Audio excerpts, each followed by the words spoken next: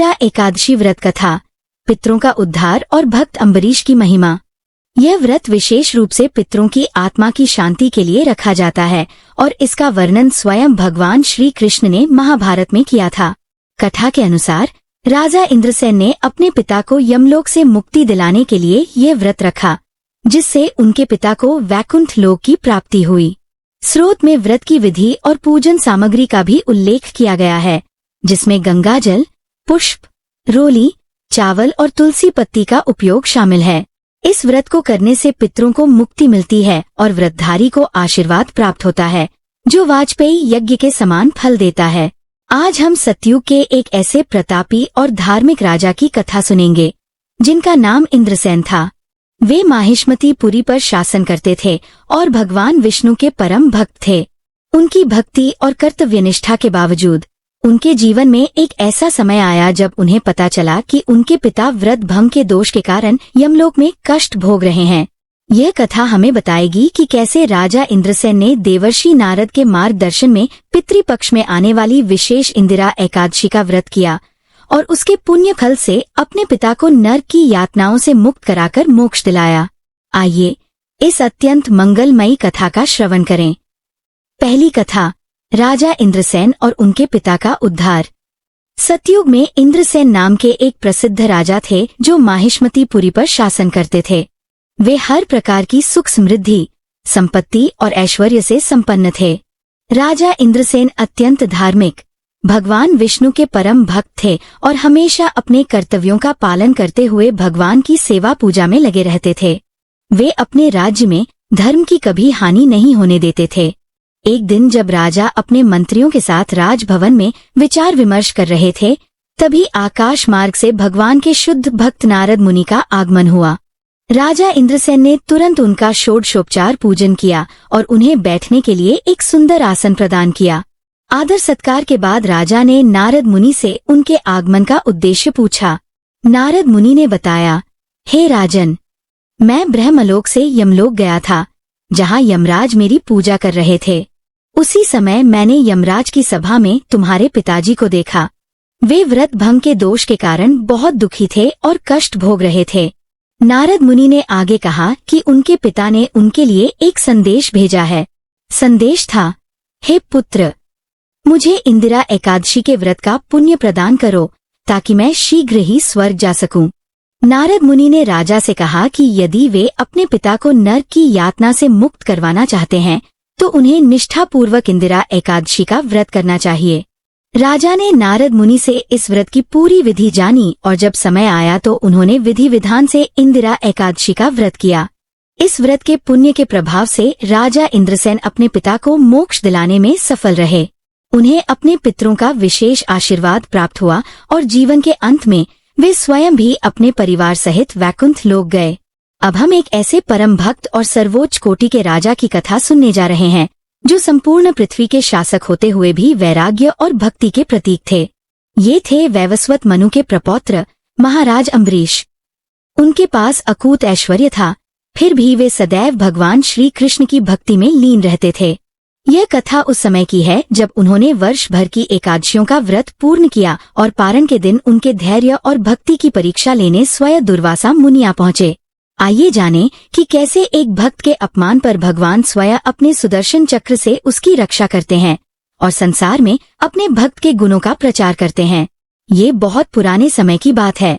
वैवस्वत मनु के प्रपौत्र और राजर्षि नाभाग के पुत्र महाराज अम्बरीश थे।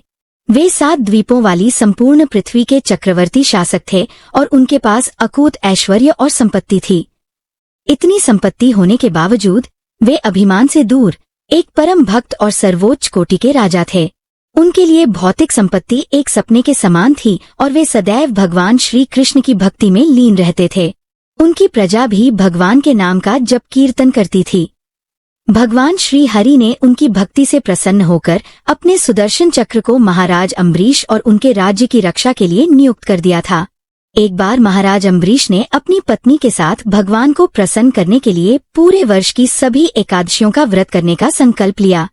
वर्ष के अंत में जब अंतिम एकादशी का पारण करने का दिन आया तो उन्होंने धूमधाम से उत्सव मनाया, ब्राह्मणों की पूजा की और गोदान दिया। जब वे व्रत का पारण करने ही वाले थे तभी वहां दुर्वासा मुनि अपने शिष्यों के साथ आ पहुंचे। राजा ने उनका आदर सत्कार किया और भोजन के लिए प्रार्थना की। दुर्वासा मुनि स्नान करने के लिए यमुना तट पर चले गए।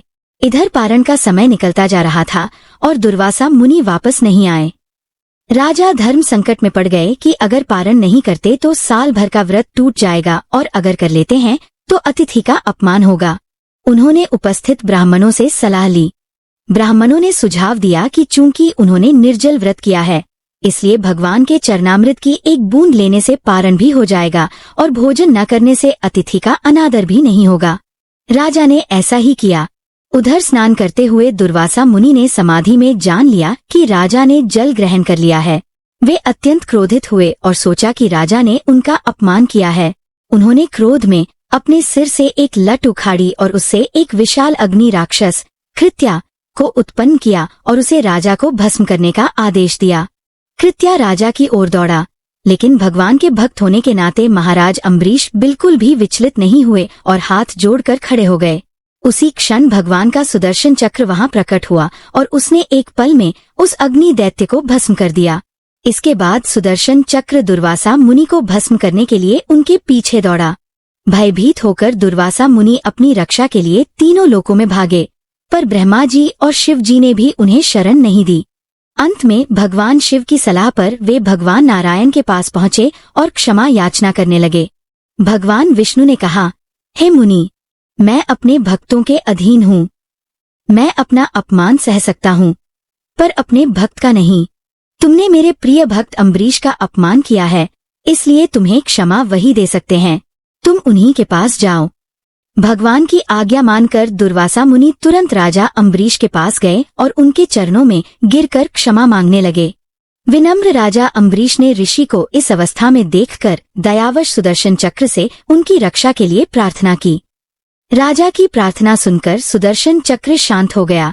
दुर्वासा मुनि ने राजा को आशीर्वाद दिया और इस तरह भगवान ने अपने एक शुद्ध भक्त के गुणों का संसार में प्रचार किया। इंदिरा एकादशी व्रत की विधि। राजा इंद्रसेन ने तत्क्षण निर्णय लिया कि वे अपने पिता के उद्धार के लिए ये व्रत पूरी श्रद्धा से करेंगे। उन्होंने नारद जी से व्रत की विस्तृत विधि पूछी और उसे मन से ग्रहण किया। एकादशी के दिन राजा ने निम्नलिखित कार्य किए। प्रातः ब्रह्मा मुहूर्त में स्नान कर सूर्य देव को अर्घ्य अर्पित किया।